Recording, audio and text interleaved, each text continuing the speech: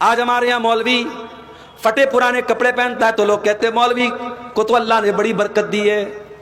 مولوی صاحب جو آپ کے بچوں کو قرآن آ کے پڑھاتے ہیں، ان کے میلے کچیلے کپڑوں کو دیکھ کر کے کبھی آپ کو شرم نہیں آتی کہ کوئی نیا کرتے کا کپڑا لے جا کے دے دے؟ آم کا موسم آتا ہے، آپ کے گھر میں بچے آم کھا رہے ہیں، مولوی صاحب بیچارے 5,000 کی تنخواہ میں کیسے کیسے اپنا پریوار چلا رہے ہیں. ان کے بچے اپنے باپ سے کہتے ہیں ابا جان مجھے آم دلا دو، وہ صبر کرنے کی تلقین کرتے ہیں، اور دنیا کہتی ہے مولوی کے پیسے میں اللہ نے بڑی برکت دی ہے. میرے پیارے ساتھیوں، اس مولوی کو آپ نے اپنے در کا جو بھکاری بنا کے رکھا اس کو برکت کا خوبصورت نام نہ دیجیے. معاف کرنا میرے بھائیوں، بات کڑوی ہے مگر بات یہی سچ ہے کہ ہم ان علماء کو خوشحال دیکھنا نہیں چاہتے ہیں. اگر مولوی اچھا لائف سٹائل اختیار کر لے، اچھا کپڑا پہنے لگے، مولوی حلال طریقے سے اگر گھر مکان بنا لے اور سواری کا انتظام کر لے تو اس پر بھی لوگ انگلی اٹھاتے ہیں کہ مولوی کے پاس اتنا پیسہ کہاں سے آ گیا. یہ سوچ ہے ہماری قوم کی، یہ اپنے علماء کو اور اپنے رہنماؤں کو خوشحال نہیں دیکھنا چاہتی. یہ چاہتی ہے یہ آ کر کے ہم سے چندہ مانگتے رہے، ہمارے در کے فقیر اور محتاج بنے رہے.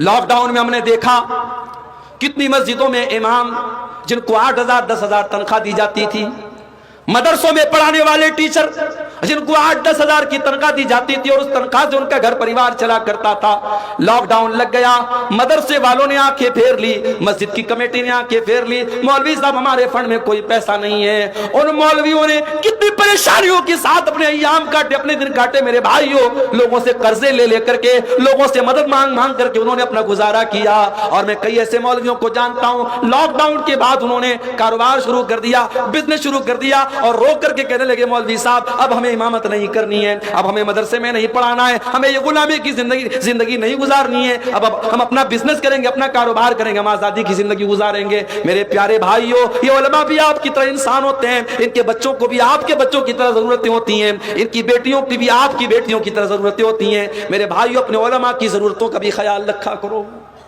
نہیں رکھتے ہم خیال، اپنے علماء کی ضرورتوں کا ہم خیال نہیں رکھتے. میرے مسجدوں میں کبھی آپ جا کر کے دیکھیے امام کے رہنے کا کمرہ کتنا بڑا ہوتا ہے. بعض مسجدوں میں نے دیکھا کہ سیڑھی کے نیچے جو چھوٹی سی جگہ بنی ہوتی ہے کوٹھری ٹائپ کی، اس میں امام کو رکھتے ہیں. امام بیچارہ اگر ڈھنگ سے کھڑا ہو جائے تو سر اس کا چھت سے لڑ جائے. ہمیں شرم نہیں آتی ہے؟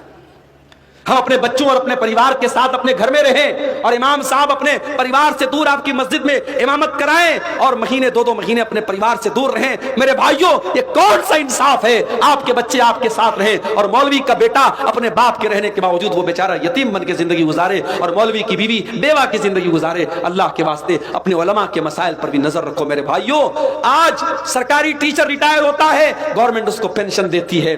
دنیا کی کسی بھی نوکری میں کوئی ریٹائر ہوتا ہے، اس کو ایک بڑا اماؤنٹ ملتا ہے. مولوی ریٹائر ہوتا ہے، اس کے لیے کوئی انتظام نہیں، کوئی پرسان حال نہیں. کتنے جماعت کے بڑے بڑے علماء ہیں جنہوں نے ساری زندگی جماعت کی خدمت کی، امت کی خدمت کی، تقریریں کرتے رہے، کتابیں لکھتے رہے، بچوں کو پڑھاتے رہے. جب اس لیول پر اور اس مرحلے پر پہنچے، جب وہ بیمار ہو گئے، جب بوڑھے ہو گئے، جب کمزور ہو گئے، جب ناتواں ہو گئے، ان کے دوا علاج کے پیسے نہیں ہیں، تڑپ تڑپ کے اور گھٹ گھٹ کے مر گئے. میرے پیارے ساتھیوں، یہ انصاف کا تقاضا نہیں ہے، یہ علماء کی محبت کا تقاضا نہیں ہے. اللہ کے واسطے اپنے علماء کی ضرورتوں کا بھی خیال رکھو.